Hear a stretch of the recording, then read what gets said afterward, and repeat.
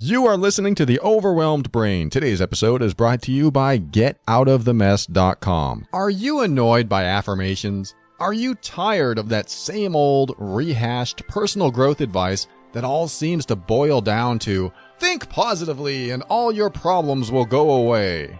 If affirmations feel like lies and positive thinking feels like denial, then I want you to get ready. The Overwhelmed Brain is here to help you create the life you want now.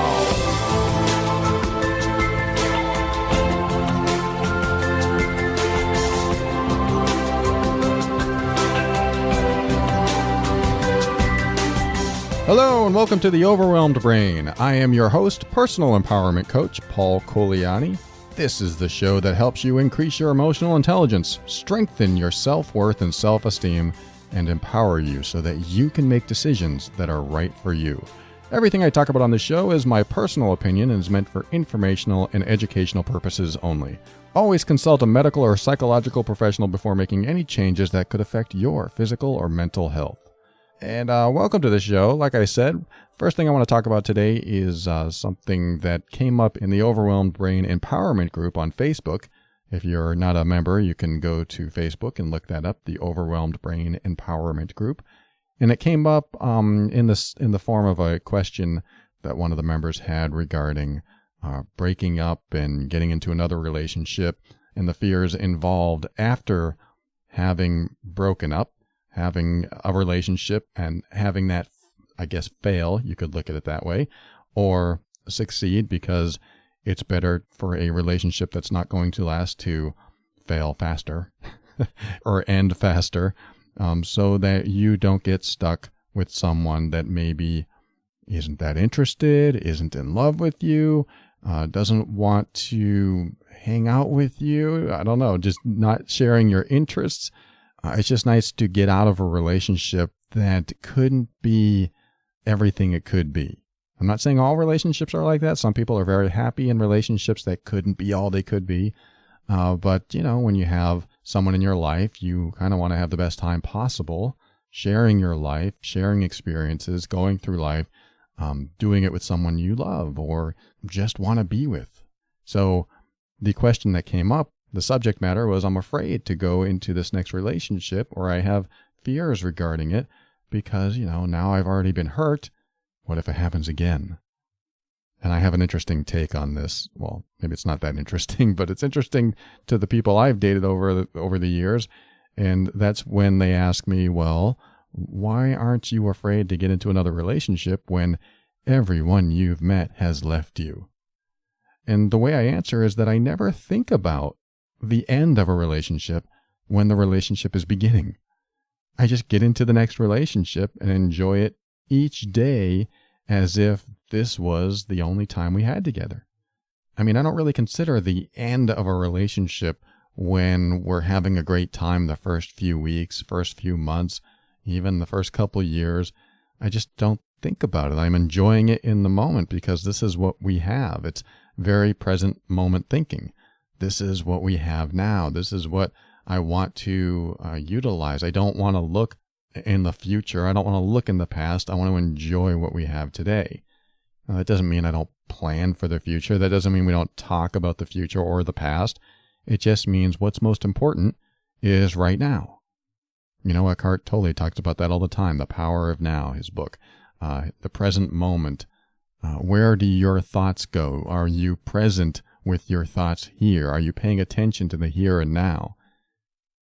And there's a lot to that, especially in a relationship, because if you're focused on the past or too focused on daydreaming about the future and what could be, then you're missing what's right in front of you. And I think that's important. So that's my answer, except not so long. I just answer and say, you know, I'm not afraid to get into another relationship because, I mean, another reason is because I love being in love. I love being in love. I think it's a great feeling. So that's what I look for when I get into my next relationship. Now I'm in a relationship that I hope I keep for the rest of my life. This is what I want. But do I think about, well, it could end in a year?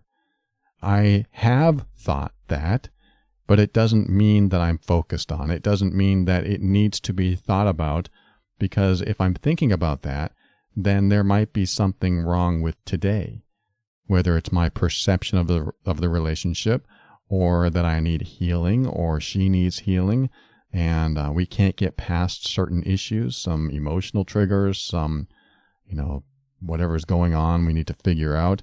If we don't figure those out today, then they do become potentially destructive to the relationship later. So this is where present-minded, present moment thinking comes in. You look at your relationship and go, what's going on today? What's wrong with it today? Maybe a bad choice of words, but what needs healing? What needs discussing today? And then you discuss it. You bring it up. You bring up the hard stuff. Like, I don't really want to talk about this, but I have to because it's going to continue to eat away at me. It's going to continue building resentment in me if we don't talk about it. And I don't want to waste your time or my time by, emotionally withdrawing or disconnecting from you. I want to talk about this stuff. So we talk about the hard stuff, in the present. Sometimes we have to wait a day or two if something comes up and emotionally triggers us and we have to process it. But don't let it, go too long before you talk about it. And then there are people out there that will say, yes, but every time we talk about it, we argue and it goes around and around, and then we never get anywhere and there's no closure. Yes, there are those things. Those minimize when you start revealing the harder truths. And what I mean by that is, let's just say that your significant other has an ex in their life and they're friends and they communicate and it bothers you. Why are you talking to your ex? And it really bothers you. And they say, well, I can have any friend I want. That's the friend I want. And I want to talk to this person. I think when you look at something like that, you have to figure out what about it bothers you. Not just that they have an ex that they're talking to, but what about that bothers you? Let's just say that, well, you're sharing personal information about our relationship with this other person. Then you can go, I don't like that. I don't think you should do that. And you should know better. You might have that argument. And if they say, well, that's ridiculous. This is my friend and I'm going to tell them anything I want. Then you look back in yourself and you go, what's that violating inside of me? Is it a boundary? Is it a value? What is it? What is happening? Is it disrespectful to me? What's happening inside of me? Because once you identify what's happening inside of you, then you can learn to communicate it better. You can say, look, I feel disrespected when you do that. It really hurts me. And then they can go, well, I don't care. Or, oh, I didn't know it hurt you. I didn't know you felt disrespected. I'm sorry. Maybe I need to change my behavior. Maybe, what's more important to me is us, our relationship. This is a friend that I've had for a long time, but you're the person I, go to sleep with every night, if that's the level of your relationship. Or we live together, or we're married, and this is the person, you're the person I want to stay with for the rest of my life. This gives them the option when you share what's going on inside you, instead of pointing the finger and saying, I don't want you doing that with her or him. And you focus back on yourself and go, well, this is what's happening inside of me when you do that. Then the other person is empowered to make the choice that he or she feels is the right choice. And that choice may or may not, hopefully may, support the relationship. But if it doesn't support the relationship, and they want what they want, and they don't care what you want, just like the last episode, do I value what you value? Then you might have a problem in the relationship that may not go away. So it's important to talk about this hard stuff and get it out and talk about how it affects you instead of what they're doing wrong. I think that's a very important piece of information, because then they are empowered to make the choice instead of you making the choice for them. But let me back up a little bit, because what I want to talk about for real is breaking up for newbies. And now, what I mean by that is that I get a lot of emails. A good percentage of them, maybe like 10% of them, are from people who haven't experienced a lot of relationships. So they are in one or two major relationships in their life. Maybe they're in their first relationship and then they experience their very first breakup. That is so devastating to some of these people that write to me, and they don't know what to do. It's like, it's the end of the world. I don't know what to do. I'll never be happy again. And so I read through these, and I can almost always tell when someone hasn't gone through a major breakup where they were really in love, where it really shocked them and they don't know what to do, because there are very, very common signs and symptoms from my perspective that I see in new breakups, or I should say people who haven't experienced a lot of breaking up in their lives. So that's why I call it breaking up for newbies. If you've had several major breakups in your life, then this won't necessarily apply to you. Some of it will. You'll recognize the stages that I'm going to go over. But if you've had if you're one of the seasoned breakup artists, like me, then you'll recognize a lot of these stages, like I said. But again, they won't always apply to everyone. Even if you're brand new to this breakup thing, just because I'm reading all these stages doesn't mean they'll all apply to you, but I have a feeling a lot of them will. But the reason I kind of made up these stages is that I want you to know that if you're breaking up and you're new to this stuff, that it's quite common, these stages I'm going to share with you. It's common. I want you to know it's common to go through this stuff, because a lot of people experience this end of the world thought process thinking that, oh my God, I'll never be happy again. And it's simply not true. It's so devastating that it changes, I don't know, it must change your chemical makeup to think that, oh my God, if I lose this person, there'll never be another person like it, which is true. There will never be another person like it, thankfully, because if they didn't stick around, you don't want someone else to be with you and then not stick around again. That would be not good. But there are many stages to this that are very common. And just like when you get the common cold, there are symptoms. And then the common cold goes through those symptoms, and then you heal. You get better. So this is for people who are in that newbie stage of their first or second major breakup, and for those who might not be so new to the scene but are still experiencing these stages. So let me go over them now, and I'll tell you what I mean. Stage 1 for the breakup newbie is what the hell? What the hell is going on? What just happened? I call this the what the hell stage because you're experiencing it for the first time, and it feels like the very worst thing that could happen in life. And if you've never experienced a breakup and you are fully in love and then they leave, you're like, what's going on? What the hell just happened? It's devastating. It really is. It's just like cataclysmic. So, I mean, it can be, but let's just say that commonly it's cataclysmic. It's just life-changing, world-ending, what the hell line of thinking. I'm sorry if that's a curse to anyone that's sensitive to that word. Stage 2 is, what's wrong with me? This happens a lot, is that, what's wrong with me? What did I do? Is it the way I look? Is it because I gained 5 pounds? Is it because I lost 5 pounds? Is it because I dyed my hair? Is it because of what I said that day? What's wrong with me? It's a very common thing. I think we've all gone through it, or at least most of us. I've gone through it. And just know that this is normal thinking. If you're a breakup newbie, this is normal thinking. There's nothing wrong with you. It's just, this is what happens. This is the thought process that takes place. And just like a common cold, it's a symptom of what you're feeling. Doesn't mean there's anything wrong with you. It just means this is the sign that you're going through a breakup for the first or second time, and you just have to go through this process. You may not experience this process. Some people don't. But if you are, just know it's normal and it's going to pass. Stage 3 is, I'll never be happy. I think a lot of us have gone through that too. I'll never be happy again. This was the perfect person. They were everything I wanted. They made me feel happier than anything.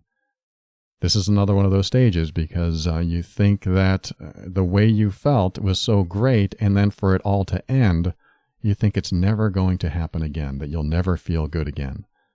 I've got very good news. You will. You'll feel different because the way you felt before, even though it was wonderful, you may have had some blinders on. You're so in love that you failed to see the red flags, or you didn't want to hear what they had to say sometimes because that meant they might not love you as much or might not want a future with you. There's all kinds of things that can bring up red flags of, a sign of the end of the relationship. And sometimes we miss those when we're so in love. But it doesn't mean there's always red flags. Sometimes relationships just end. Sometimes they just leave. Sometimes we just leave. But there is that stage of, I'll never be happy. Yes, you will. And I say that after 48 years of being on the planet and looking back at all the times I've said that. I've said, I'll never be happy, at least after 3 major relationships. I'll never be happy again. And then I was. And it wasn't always because I had another relationship. It was just because, that didn't define my life. That wasn't the only person that could ever make me happy. After all, there are billions on the planet, and I know there are certain selection that we have access to, but still, that one person wasn't the magic formula for my happiness. They helped, and they certainly made me happy in many ways, but it doesn't mean that once they're gone that nobody else could possibly do that. That's just, that kind of thinking is limiting, and you don't want to limit yourself. You want to keep yourself open and get through these stages. You will get through these stages. The next one is, what's the point of existing? I mean, think about that. How many times have you or someone you know had this line of thinking? What's the point of existing? What's the point of all this? If they're not in my life, then I've got nothing and I'm alone. I feel rejected. I feel abandoned. And I'm not trying to diminish or downplay or invalidate anything that you're going through. I'm saying this in a positive, motivating way to let you know that these things pass. These things, they go away. And I can't promise you it's going to pass in a week or a month or a year, but they will pass. They are temporary. So when you have this feeling of what's the point? What's the point of being here? That feeling passes. And it's important for you to know that, because if you have any tendencies to hurt yourself or worse, just know that those tendencies also pass. Now, if it's been years and you still feel that way, then absolutely you need to reach out for help. You need to talk to people. But if it hasn't been years, they will pass. And the next stage, this is where we start seeing something different on the horizon. This is the glimmer of a new romance. Now, it doesn't mean you get into a relationship right away. It doesn't mean you're looking for another relationship. But, walking through the bookstore or the supermarket, and someone gives you that look, or someone pays attention to you in a certain way, and there's a glimmer of maybe possibly thinking about dating again. There's no time frame here, but this is like a stage in the process. Wow, I hadn't thought about that in months. And now this person looked at me and I'm feeling pretty good about myself. That's interesting. And these stages may also ebb and flow with, over time, because at one point you may feel like, oh, what's the point? And then the next point, wow, somebody looked at me. And then, oh, you know what? I'll never be happy. And then, these things diminish, because every time you feel one of these things, they're not as impactful as they were. Because I guarantee the very first day you broke up, that felt a lot different than 2 months later when you think about it. That's what happens. These things diminish. Those symptoms eventually dissolve and the cold goes away. So after the glimmer, you now perhaps start dating. Maybe you meet someone. And getting into this relationship, this is another question that I often get, which is, I'm afraid to get into another relationship because I might be hurt again. And I've already expressed to you where I am with that. And some people can do that. Some people can't. I'm not saying just do that and everything will be great. I'm saying that you get into a relationship and it's okay to be weary. I call it weary love. It's okay to have that weary love feeling where you can't trust and you're not ready to give your heart over. That's okay. Go into it weary. You can be weary. You can be cautious. And that's good, because what happens is you fall in love slow instead of diving in with both feet and really giving your all to the other person when it's only been 3 days or moving in after a week. I'm not saying any of this is good or bad. I'm just saying that when you dive in and give it your all and you hand your heart over without a long process of feeling your way through, of seeing how they behave in every situation that comes up in life, seeing how they treat other people, hearing how they talk about their ex or how they treat their coworkers and or what they do in their spare time. You get all the information you can, you gather it, and you don't only listen to their words, you see it in their behavior, you see it in their actions. Because this is important when you're dating. When you're talking to someone and they're sharing with you all this stuff about them and it all sounds great, I highly recommend that you make mental notes to see if what they say matches what they do. Because that's where a lot of us can get stuck and duped, is that we're with someone who says all the right things, and then when they don't follow it up with action, there's an incongruence, there's a conflict in our mind. Yeah, but they're so nice to me, but all these things that they said don't match up. Red flag. That's all I'm saying. Those are red flags. They're not following up with action, then they're just talking the talk and playing the game. You just want to be aware of that.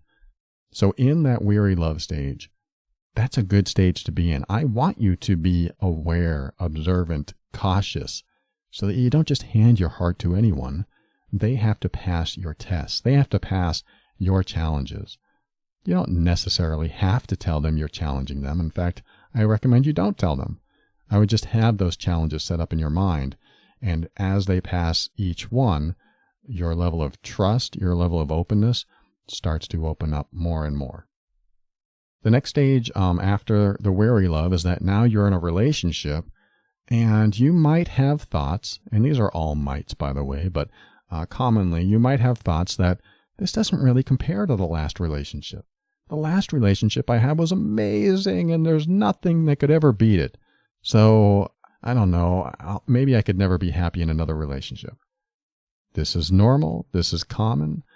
How you felt in the first relationship, there was a lot of physical, chemical changes inside your body, and you certainly felt like you gave your heart over 100%, but now you're in that weary love stage or just beyond it, and you're afraid to give your heart over. So you're not as vulnerable, which means they're not as vulnerable, which means you really can't connect on an intimate, trusting, bonding level.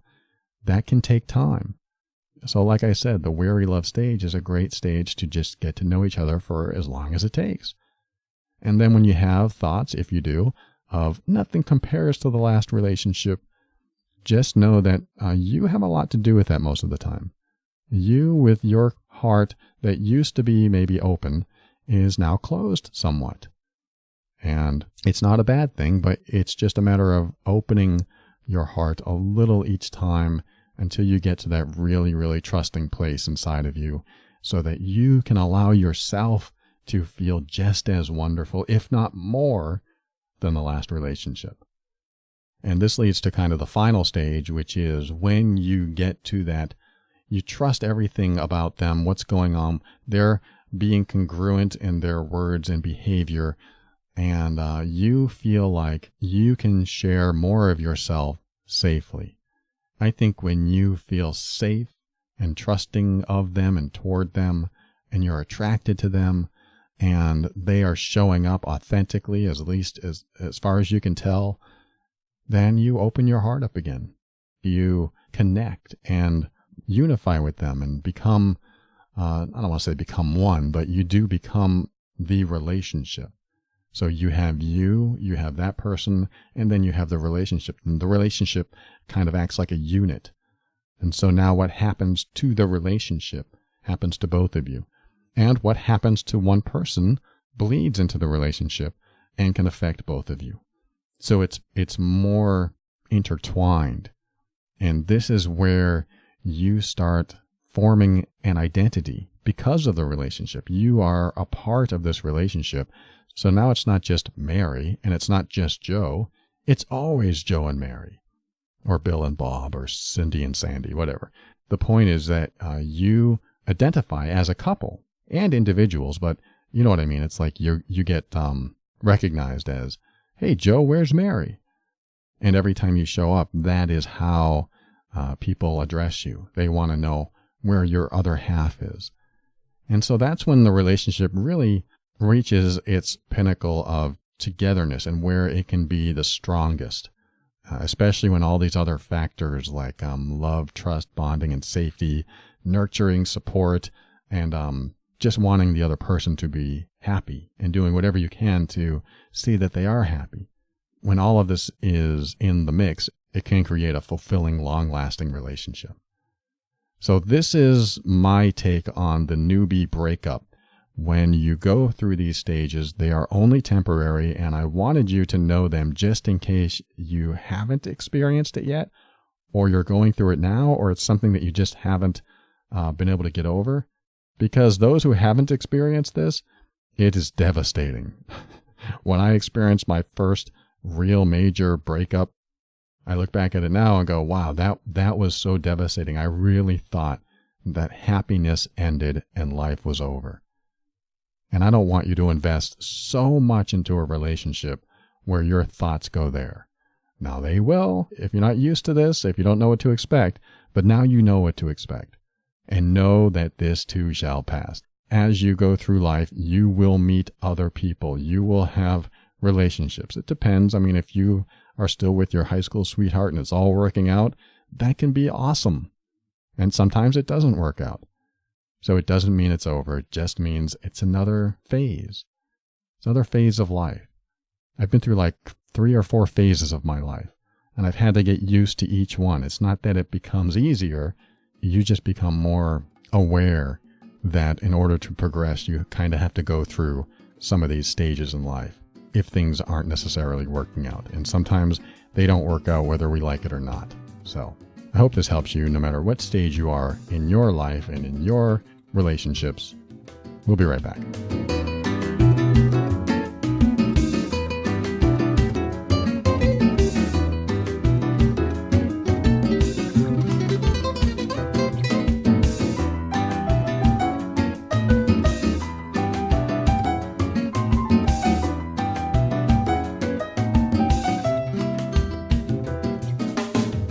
I want to tell you about GetOutOfTheMess.com. This is a service that you can use whenever you need legal advice or legal guidance. And they can actually be utilized for almost any question you have.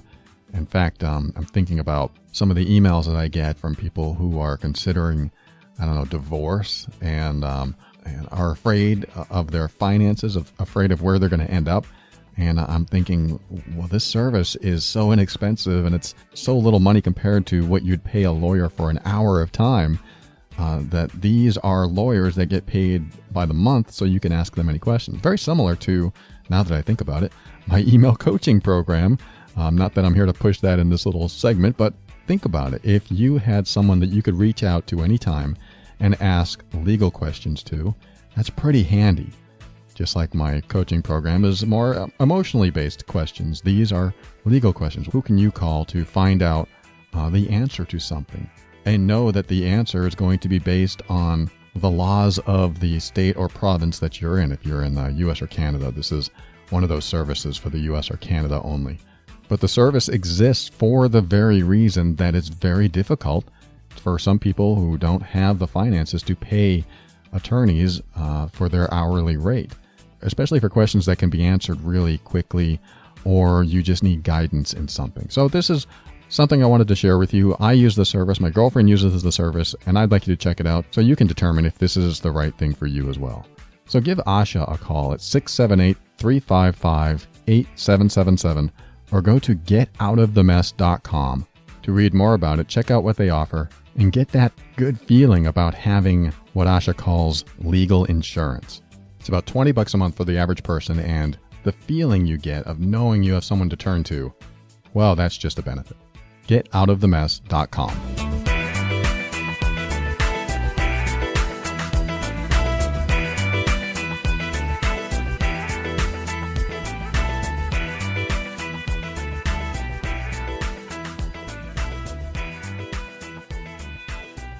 Welcome back. I'm going to read you a message from someone I'm going to call Melissa. Melissa says, "Hey Paul, I come from a dysfunctional family where my dad was mean and violent, my mom depressed and drunk, and there were suicide attempts from my mom and sister, and my dad was controlling and critical of everything. I was bullied at school, so I was afraid to go, and then of course afraid to come home. My parents, when I was 21, had both immigrated, and my dad remains overseas. Since they divorced, the stress my mom suffered made her ill. She has an array of illnesses, and she's terminal, so tomorrow is never promised. My dad barely emails, and when he does, it's to impose his opinion on me and retain control. I constantly strived for my dad's acceptance and love, and now I feel abandoned. My inner child talking, I think." A little smiley face. "I've been in a relationship with my partner for 8 years, and it feels like we've always had our problems. When we first met, I was suffering badly from depression, and he supported me through counseling. I should probably mention that I highly suspect he is a highly sensitive person. All the signs are there. He is now an out-of-work alcoholic, and I'm struggling to support us both. He's working on himself, and he's doing really well, but I'm impatient. He has come a long way, but it's been years of broken promises, and it leaves me feeling as if I can't speak my truths, as I don't want to rock the boat. I feel a huge amount of pressure with my career and supporting us, and caring for my mom and trying to support him as best I can. I snap easily and often come from a resentful place when we try to talk. I always feel like if he says something that triggers me, I come from a "how dare you" place rather than listening. He has a huge trigger about not being listened to, and I feel like I've practiced dissociation and given him a place to vent, but it's not a two-way street. Just a side note, dissociation, probably the most basic way to put that, is when you sort of disconnect externally. Like you are there, but you're not there. You're checked out. So you're not really engaged. You're just kind of waiting in the background, sort of like being numb. It can happen during trauma, too, where you dissociate, become numb. And, a lot of abuse victims have talked about this or have experienced this, where they almost disconnect from their senses, from their visual, from their auditory, from their touch, and they just check out until it's over. So I have a feeling that's what you're doing, is just checking out, just listening, but not really listening, just kind of being there for him. Anyway, she goes on, "I've listened to your podcast on the components of a healthy relationship at least once a week. But he won't. He sees his recovery as being the only important thing. It's important to me too, but I have so much built up from 7 years of alcohol and drug abuse and nowhere to let it out.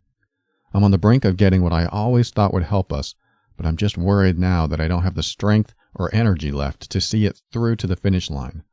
I don't like what I've become. I know this isn't me because when I lash out, it doesn't sit right with me, and I have to apologize for the way I've behaved, but then it almost always detracts from what I've said, my truth. My life seems like a looping screensaver of work, caring for my mom, and supporting my partner. I'd love to escape and do something for me every now and then, even if it's just to get my nails done or a glass of wine with my sister. But we have no money due to his reckless spending. It's so demotivating to work 60 to 70 hours a week with a great wage, but to have nothing left over while he is at home all day, spending money quicker than I can earn it.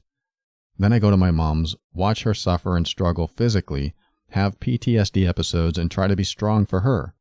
I don't tell my mom my problems because she tried to commit suicide when I was 18. I had just broken up with a boyfriend and had cried to her, but my dad told me it was my fault that she tried to commit suicide and that I can't tell my mom my problems. I feel like I've been alone a very long time, being the person who has to be strong for others, but I think I might be empty now. I'm sorry if I'm being erratic, and if you need to edit this for the air, please do so. I would just really appreciate any advice that you can give. I feel like I'm losing my authentic self in all this mess. I appreciate you, Melissa. All right, Melissa, thank you so much for sharing that. And I'm glad that you reached out and shared all this, because it doesn't sound like you're being listened to at home. And I need you to be listened to. I need you to have someone to share this with, whether it's a family that you love and trust, or even this stranger that you found online, me. But I'm just so glad that you expressed all this. This needs to come out of you. This is part of the pressure that's been building up in you and needs a release. Now, just expressing this doesn't mean your life is changing, although it's a beginning, because the beginning is the awareness of what's happening in your life and acknowledging what's happening in your life, and also acknowledging that you feel empty, you feel drained. And from what I can tell, that's not ever going to end. I'm going to give you the bad news up front. Your life, the way it is now, if you do nothing, will stay the same, exactly the way it is. Because there is a pattern, more like a rut, that has already developed in your relationship and in your husband's mind, that this is the pattern to recovery, to continue doing what he's doing. He may be taking huge strides in recovering. However, he's also taking huge strides in draining you too, emotionally. And if he is unable to see that his behavior is causing more and more for you to be distanced, for you to not feel loving toward him, for you to feel more resentful toward him, first of all, if you're not expressing that, you need to. You need to express that his behavior, he may be on the road to recovery, which is fantastic, but his behavior in the relationship is causing a problem. And you may be there for him in other ways, but you may not be able to survive as he goes through his recovery in the relationship unless he also includes the relationship in his recovery. Because recovery, yes, it does mean that you need to focus on yourself, work on yourself, and do the best you can, but it also means that you become more self-sufficient, self-reliant. Because when you don't do that, you become codependent. You become dependent on someone else's caring and caregiving so that you can get through what you're getting through. That's not always a bad thing unless you are draining the other person like he is doing. So, bad news first, this situation will not change because it has become a pattern that works. It has become the codependent, dysfunctional, typical enabling / giver and taker relationship. So I really want you to absorb this for a moment. I want you to think about how your relationship is today and how the trend has been going. When you look at that trend line, is it going up and progressing and being more and more productive and happy and healthy? Or has it stayed the same? Or is it going in a downward trend? And I want you to include how you feel in that downward trend, if that's what you see, because that's what I see. I see over the months and years this downward trend continuing, and you feel worse and worse, and eventually you're going to be so empty that you'll have nothing left to give, where you'll reach a breakdown. And that breakdown can be healthy. The breakdown is when you go, I can't take it anymore. I can't be your enabler. I mean, if he has gone to any AA programs or any type of 12-step program like that, he's going to know what enabling is. And if he's refusing to add that into the formula and see that you are fulfilling that role of enabler, then he needs to consider that as part of his recovery. His healing has to include not being enabled. So what you need to do is realize that today, the way things are today, and how things have gone, what has been the trend? Because if the trend is the downward line, going to the right, going down, that's what it will continue to do. And if you are the supporter, you will always be that supporter, because there's really not enough incentive for him to stop doing what he's doing. If he's healing, fantastic. He can continue doing that, but he may lose you in the process. And he needs to be aware of this. You can even tell him, I love that you're healing. I can't wait to see, how far you get with this. I can't wait until you're happy and whole again. But you do realize that our relationship is falling apart while you do this. And he might say, well, I can't think about the relationship, but the most important thing is my recovery. Great. Then what you might end up doing is being alone while you recover. I just want to let you know that's what's going to happen. This is me talking. This is years of me practicing my boundaries and being in alignment with my values. But I want you to get into this space inside your head where you know what you value and you know what you want in a relationship. You already have enough struggle, and relationships are supposed to be about equality. And yes, he is down and out and you'll help out. But when you're down and out, it works in reverse as well. There's times when you help out and there's times when he helps out. But if you're not getting that and you are very expressive about, hey, there's problems here and I need help. Hey, you're spending money when I make it. I don't like that. I want you to make money too. If he continues to use the recovery as an excuse for not making money, for not giving you the love and attention that you deserve, then he's become comfortable being enabled. So again, the bad news is this isn't going to change. I need you to come to an acceptance of that. The acceptance is this will never change. Say those words. This will never change. If you become highly aware that your relationship, the way it is now, isn't going to change, it doesn't mean I'm right. It doesn't mean that's truth. It just means today, this isn't what it looks like. What it looks like is continually draining.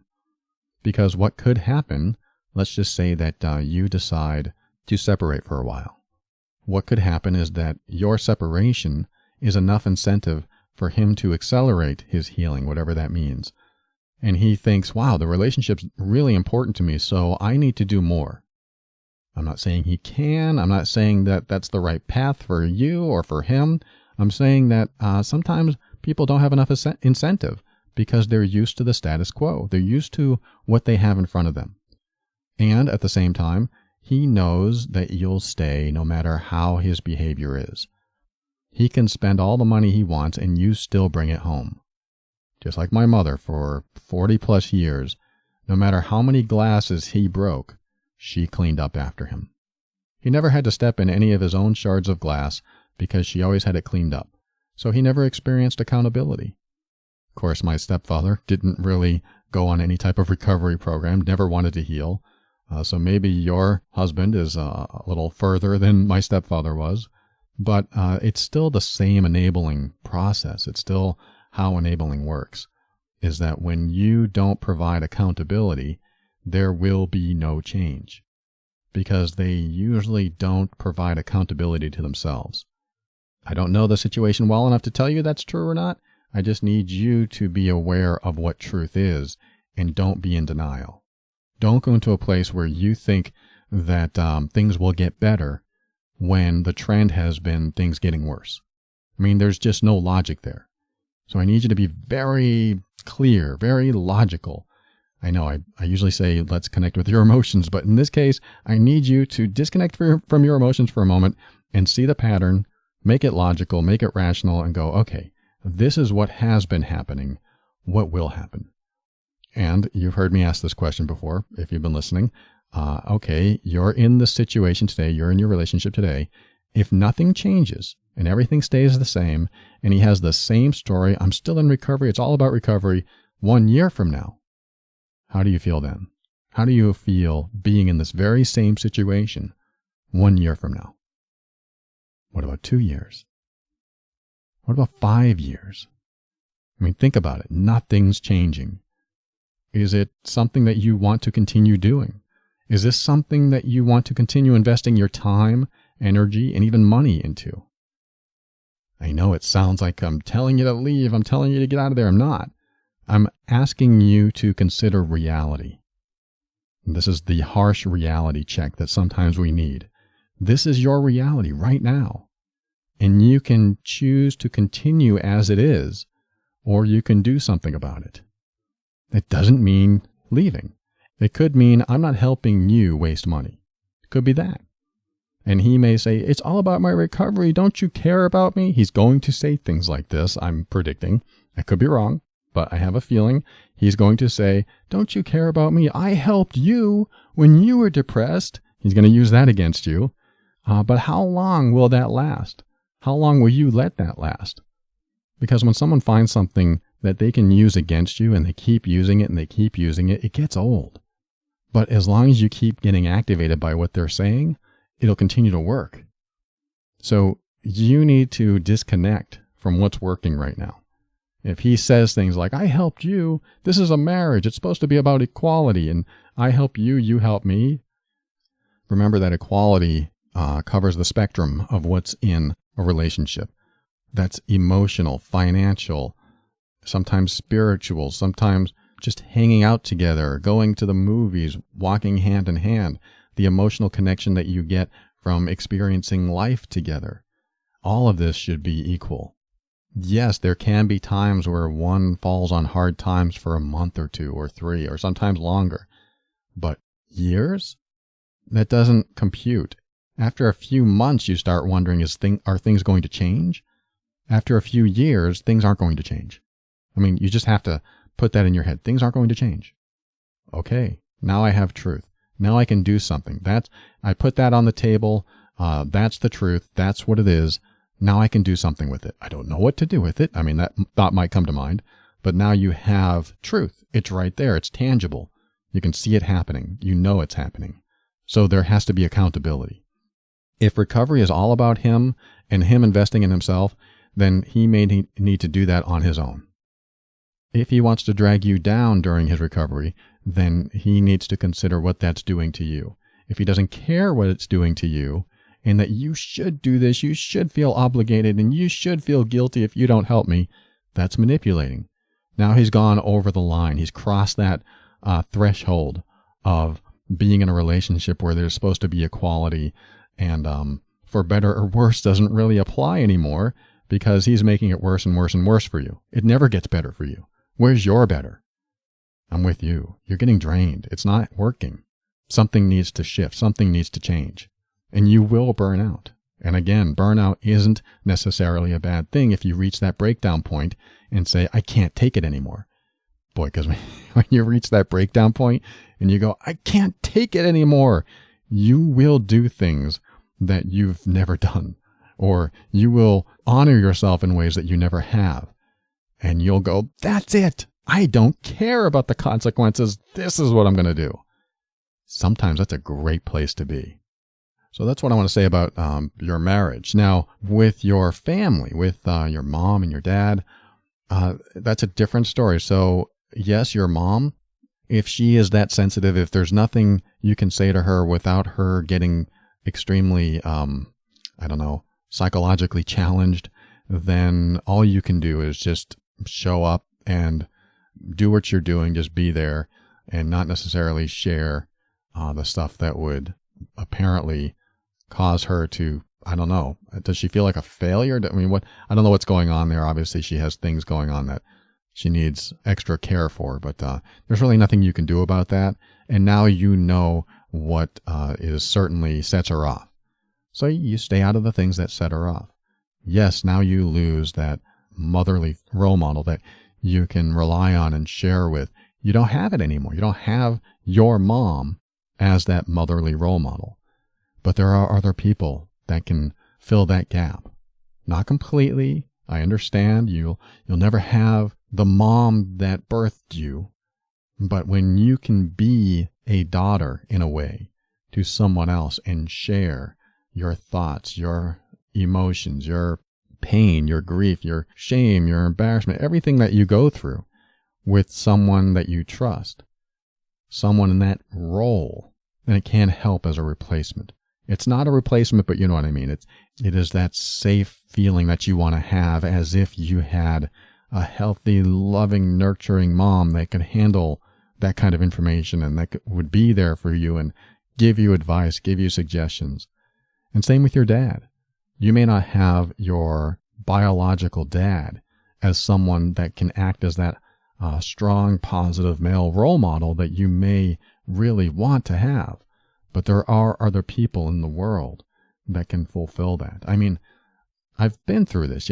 I grew up with a very unstable family structure where I was going back and forth between my real dad and then coming back home and with my alcoholic stepfather, and wasn't sure where I should live, wasn't sure where I fit in. I wanted to be in both places because my mom was on one side and my dad was on the other side. And my dad, he had his issues too, and in some ways he did show up as a dad, but in other ways he was unhealthy for me as a father.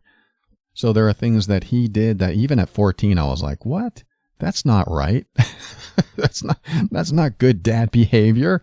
I mean, at 14 I had this the wherewithal to go, I don't think I'm going to do what my dad wants me to do. And he would put me in situations that were unhealthy for me. So fortunately, I had, like I said, enough wherewithal, enough conscientiousness to go, I'm not going to follow that path, Dad. And I didn't really have too much of the strong, positive male role model that I needed. So I grew up sort of with my mom's attributes. Like, of all people that I role modeled, it was my mom, because she was so good at using humor to get through the tough times, and also going into denial, and also being passive aggressive, and also not speaking her truth, and just placating and people pleasing. She was very good at all this stuff, so that's who I modeled. And I was more of all of these characteristics growing up. But I never had the masculine aspect of honoring yourself, standing up and being authentic. Not that it has to do with men or women. It's just what I call the masculine and feminine aspects of the different personality characteristics that we all have. Even the most feminine woman can have the masculine quality of standing up for herself. I mean, my girlfriend thinks that's a feminine quality. Standing up for yourself is a woman.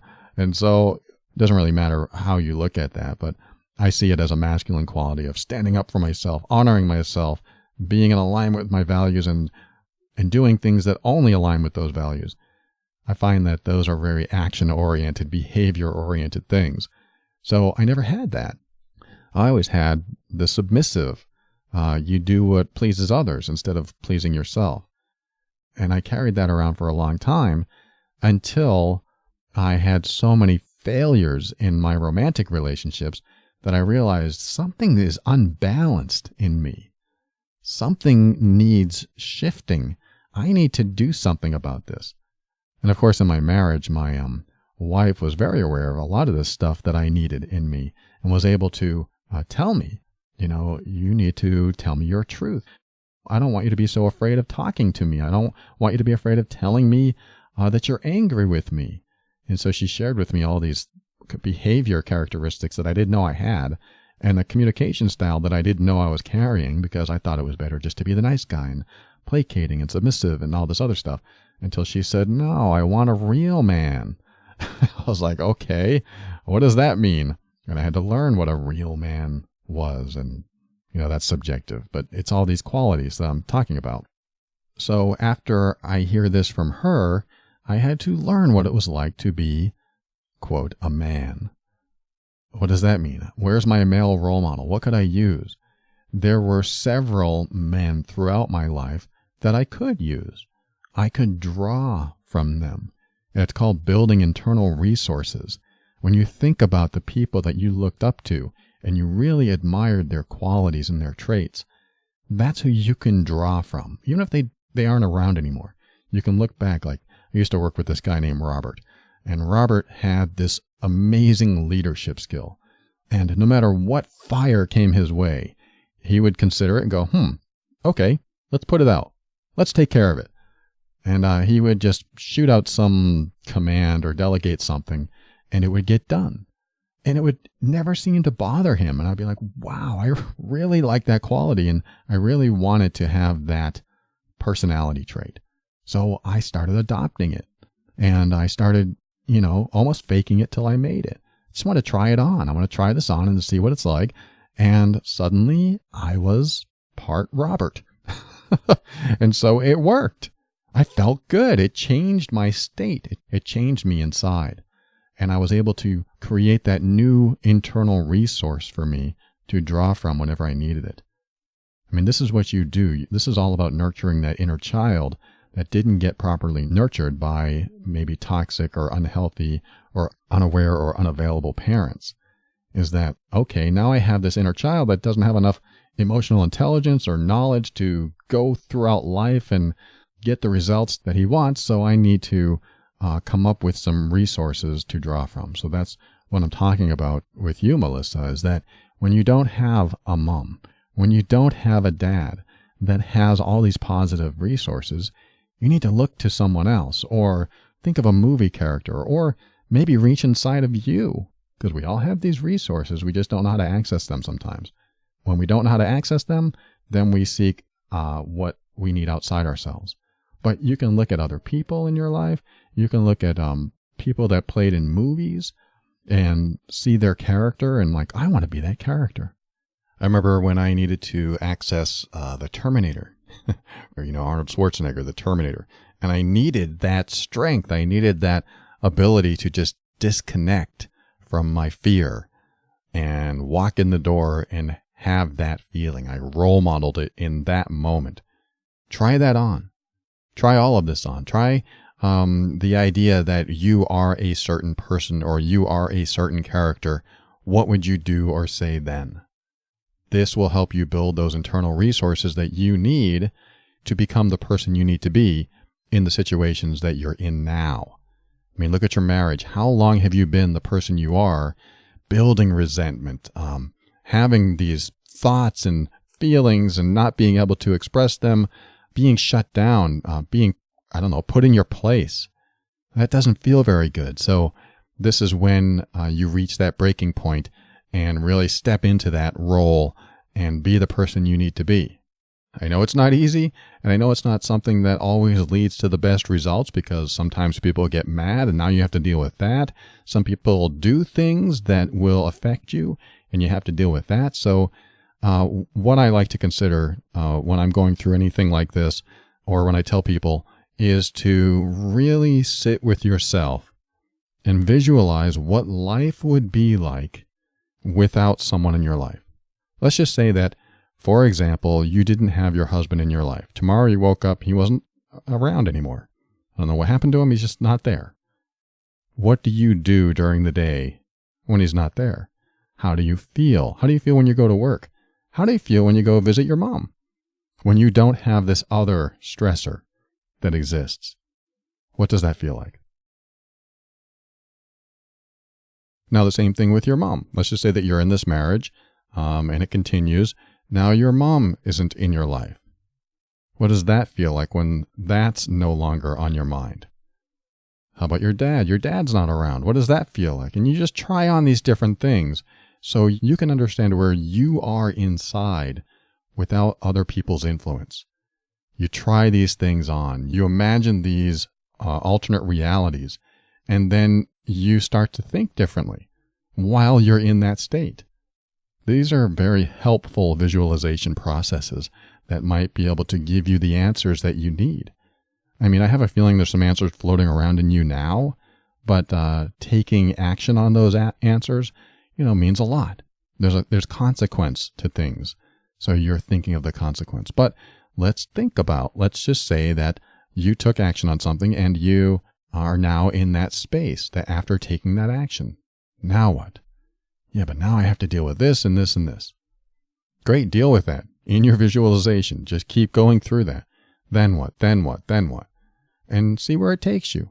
How do you feel? How are you doing day to day? I mean, you sound like a very capable, independent person. So, I have a feeling there's a lot of reliance on maybe certain people that really aren't helpful to you. These people in your life that you look to for support and love aren't able to give it. So you might not have that resource to draw from. You might have to get that resource from somewhere else. I'm not saying you go outside the marriage and get that from someone else. I'm saying that you need to build what's missing inside of you back up. Because if your reliance is on toxic people to fill that void, to be your supply for love and support and nurturing. And those toxic people are poisoning that supply.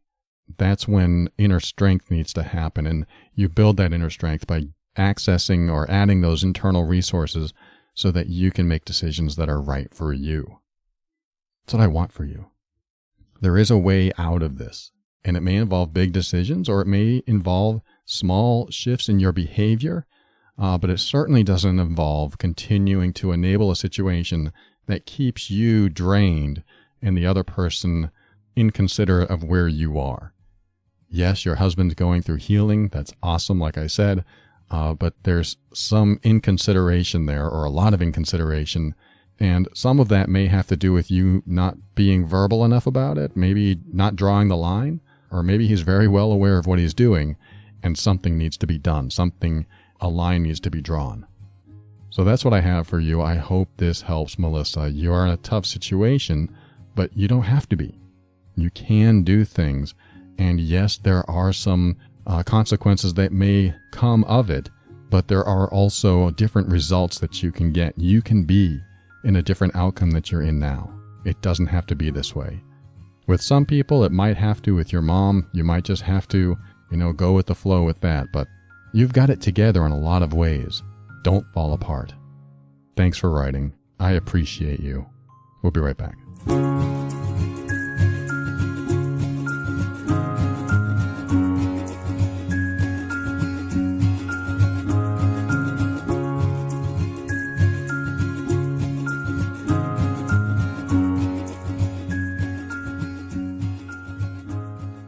Thank you for listening to another episode of The Overwhelmed Brain. I want to thank Troy. Troy says, I hear all the people thanking you in your podcast, and they sound so heartfelt and meaningful, but here's one more. Thanks so much. You've helped me find what I needed, and I'm thankful you helped so many and me as well. I'll make sure you get as much value from my membership as I have taken away from your show and extras. It's definitely a hell yeah moment from your last podcast. I think he's talking about the patron membership. Thank you so much, Troy. I appreciate you. Thank you for writing those words. That is very heartfelt. I appreciate that so much. And thanks for being a supporting member in the patron program. And I want to thank iTunes reviewer Lola4467. They say, Paul, thank you so much for your podcast. It saved my week from having a bad week. You changed completely my perspective about breakups. You are amazing. You are amazing, Lola4467, and interesting you talk about breakups. I just talked about that in the first segment of this episode, so I hope you get something from that as well.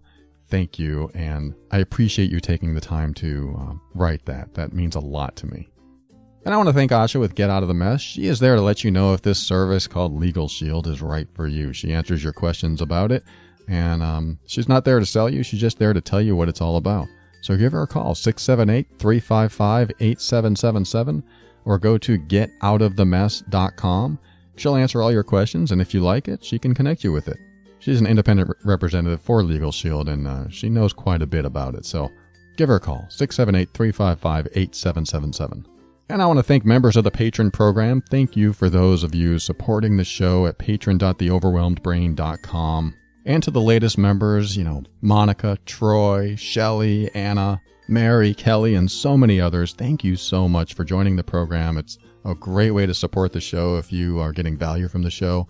And it's also a great way to listen to, I have almost like 80 episodes in there that no one's ever heard, at least outside the Patron program.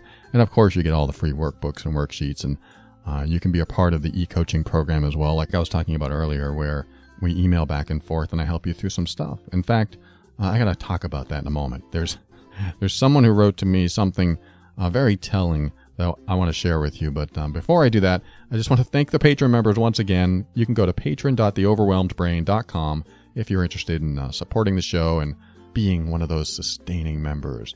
I appreciate all of you. And you don't necessarily have to join the Patron program if you want to use the Amazon link at theoverwhelmedbrain.com. That's another way to show your support, because we're on the Amazon affiliate program that's helpful to us to keep the costs down, where we're all kind of sharing the cost of creating a show like this and putting it out there. I appreciate everyone who supports the show in that way as well. And finally, thank you to Kevin McLeod of Incompetech.com for some of the music transitions in the overwhelmed brain. And just to close the show, something I wanted to talk about, like I said earlier, about the e-coaching. So I have a client, and I'm going to talk about your letter. I'm going to call you Joan. Joan reached out after several months. We haven't talked in a while. She had been on the e-coaching program. She knew she could reach out anytime. And she reached out with this letter that I read this morning and was, I don't know the word, flabbergasted. I was just like, what is this about? I mean, I knew what it was about, and I immediately had to reply to her, and I gave her this long reply and lots of my insights about what's going on and some suggestions about what she should do. But Joan, I say this with all the love and respect for you and wanting the best for you, that I share this with others so that they understand where you might be and where they might be if they relate to this, where Joan met someone new a few months ago, several months ago, and they're moving along quite well and everything seems to be going in a good direction. But he started bringing up things about her finances and her money. And I thought that was kind of strange. You're in a relationship together, and not only does he have his own financial issues that he has to deal with and figure out, but now he's telling her what to do with her money, or asking her to do things with her money that she doesn't feel comfortable with. And I think it's kind of a little strange to be in a relationship that it's that new and somebody else is telling you what to do with your money. So that was like a red flag for me. And I mean, it can happen. I mean, if you are dating a stockbroker or a financial analyst or somebody that knows money, somebody that does well with money, anyone really that has invested well or has lots in savings, or they just seem to be money smart, then listening to their advice is like a really good idea. But if you're dating someone that can't rub two pennies together, or two dimes or two nickels together, then that suggestion changes. My suggestion is you don't really listen to a homeless person on buying a new home and investing your money. Not that they won't be smart, but they're probably better off telling you what not to do, so you don't end up in that situation unless they want to be there. But the idea is that you don't normally get the best advice from someone who's not in the space to give it, who doesn't have the references to back it up. And so, Joan is dating someone with not too many references to back up his financial advice. And, Joan talks about some very specific things I won't reveal here, but I sent her this long email this morning, and I wasn't going to stop writing it because it was so darn important that she understood what was going on. And a lot of it was emotional manipulation. I talk about the mean workbook at the end of every episode. I go, if you're in an emotionally abusive relationship or you don't know you are, this is the workbook that will help you assess using a 200-point checklist and all kinds of resources. And my experience with manipulative people, with clients who've been in manipulative relationships, all of that's in this workbook. Helps you get through it at loveandabuse.com. And I tell people about this because of letters like Joan's, where she's in what sounds like a great relationship. Everything started off great. He's saying all the right things, a lot of common interests. And then these little subtle clues that start coming up that, and this is nothing against Joan, but in general, some people will be so in love that these clues just fly right over their head. They don't see them. And so they have this bad feeling, like that doesn't make me feel very good. But, I understand what he or she is saying, and maybe I'm just not seeing the whole picture here. And that could be a flag that is now big and red and scary, but it's ignored, or it's not being taken seriously. Now, what Joan shared with me, there's all kinds of these little red flags or big red flags that are coming up, and some very clear things that are going on in her relationship that are definitely emotionally abusive. And the person that she's with, in my opinion, from what she wrote, is saying and doing things in a way that he hopes will make her feel bad enough that if he withholds love or threatens to leave her, that she will give in and then do as he wishes with her money. Like I said, there's more details here I can't really share, but this really, activates me. My manipulation radar goes bing, bing, bing. This is not right. Because what he's saying is like, well, if you don't do this, then I'm just going to leave. Or if you don't do that, then he has different behavior toward her. He acts snarky and condescending, or little things that come up as a way to get his way. And what this is control. He's doing certain things to control her through her love for him. And I want you to be aware of this very thing that can happen in relationships. When someone uses how they feel about you against you so that they take something away from you unless they get their way. For her, it's like, I'm going to take my love away from you until I get my way. And I told her, you need to stand up for yourself and say, well, that's too bad that you want it this way. It's my money. You have no control over me. And when you're ready to stop acting like a child and show up like a man, I'll talk to you. And again, like I said earlier in the show, this is me for many years of honoring my boundaries and knowing what happens when this amplifies later on in the relationship. I'm going to say something like that. And I hope that when people get into a situation where they see these red flags, they step into that place too and go, whoa, this is not right. This person doesn't have any right to say this about what I do with my money, what I do with my time. Sure, we're in a relationship, but they need to prove themselves too. And the symptoms in this particular relationship are just very clear and strong. And I told her, and I want you to do this too, is that when you're in a fairly new relationship, you step out of it. You disconnect from your emotions and you look at it rationally and logically, and you see what's going on, and you figure out, wait a minute, if I were to take my love for this person out of the equation and I were to take their love for me out of the equation, what do we have left here? What does this look like? Because what it looks like when there are certain things going on, there are manipulations going on, then you can tackle it differently. But what often happens, and what I was guiding my client away from, was the thought that you'd lose the emotional connection could be so strong that it would override your rational process of staying out of harm's way. That happens a lot because if someone is truly being emotionally abusive or manipulative, then what they do is they want you to feel emotionally connected to them, because once you are, they know they can use that to take it away from you. They know they can use their love and affection towards you as a tool or a weapon that can be taken away if you don't comply with what they want. And if you do comply, it only gets deeper and worse from there. And this is all before the marriage. If you end up getting married, whatever's happening today amplifies like tenfold. I would even say 100-fold. It feels awful.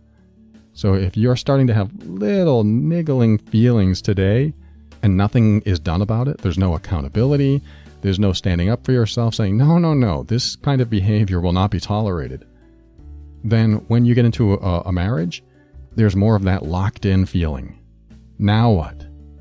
You can still do something about it, but the manipulator / emotional abuser's behavior becomes a lot more prevalent. Hey, now I got her or him, and it's easier to manipulate.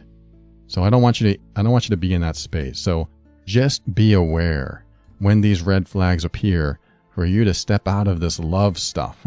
Just for a moment, step out of it and go, okay, if I wasn't in love and I wasn't afraid of losing love, then what decision would I make? Because boy, when you're afraid of losing love and affection, you tend to make decisions that not always the best ones. They're not always the best ones for you, so you end up in bad situations. So to my client, Joan, I want you to be safe. I want you to be in a great relationship. If this one has the chance of being a great relationship, it will only do so by you standing up and making him accountable and making him know what's not acceptable to you. Because the more you let things slide, the more they will. So I want the best for you, Joan, and I want the best to anyone that's listening so that you can have the life you really want to have. instead of the one that was coerced, the one that was molded for you, that you just have to live with now. Don't want that for you.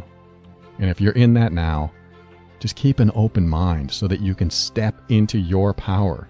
This will help you be firm in your decisions and actions so that no matter what life you're living now, you can make new decisions that empower you, that bring you into the space where you can take steps to grow and evolve. You are powerful beyond measure. Don't ever forget that. And above all, and this is something I absolutely know to be true about you, you are amazing.